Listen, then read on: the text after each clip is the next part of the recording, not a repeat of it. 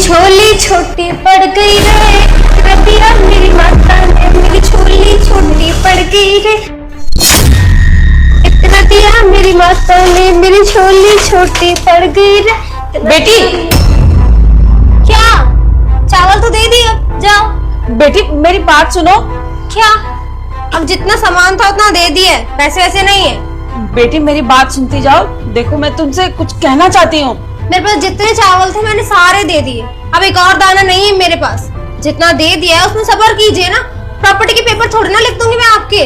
पर बेटी तुमने अरे यार दे दिए है ना जितने चावल थे। यार मेरे को समझ नहीं आता, आपको जितना भी दे दो ना कम ही पड़ता है। देखो मेरा दिमाग खराब मत करो, सीधे सीधे चले जाओ, ठीक है ना।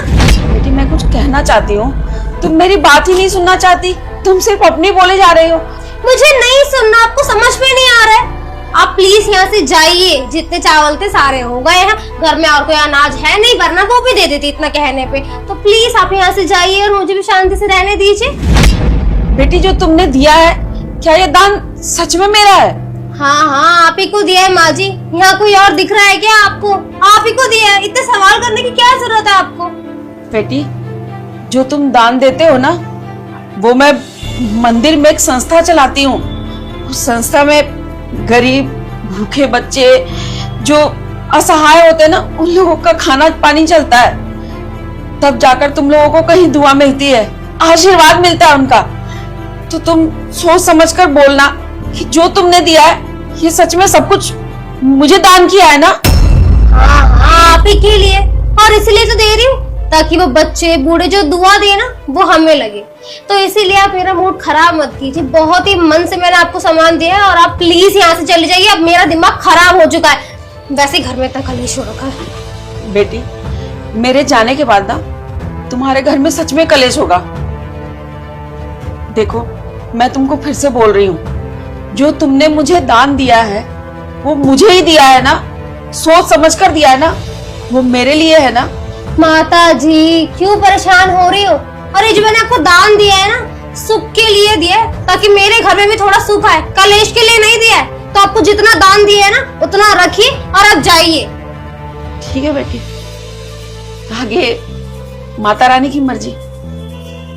खुश रहो, आबाद रहो। माता रानी तो भला करेगी।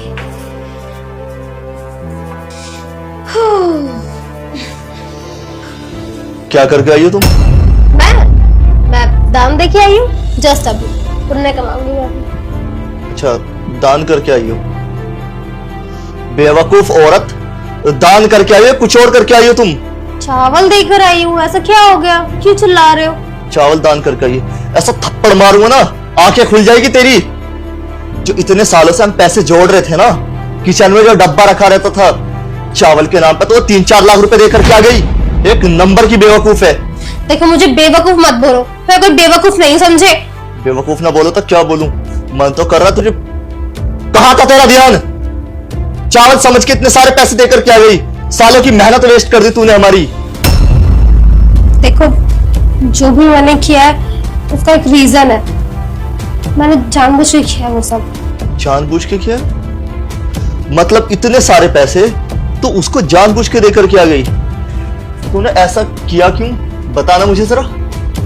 मैं बताती हूँ। एक्चुअली हुआ यूं कि जब मैं सोसाइटी से अंदर आ रही थी ना। क्या डॉक्टर साहब, 2.5 लाख रुपए चाहिए? ठीक है डॉक्टर साहब, मैं करती हूँ इंतजाम। आप मेरे पति का इलाज मत रोकिएगा, मैं पैसों का इंतजाम जल्दी कर देती हूँ। हाँ मेरे पति को बचा लीजिए डॉक्टर साहब। ठीक है मैं लाती हूँ पैसे। 2.5 लाख रुपए, मैंने बोल तो दिया डॉक्टर से, मैं कहाँ से लाऊंगी 2.5 लाख रुपए? क्या करूंगी?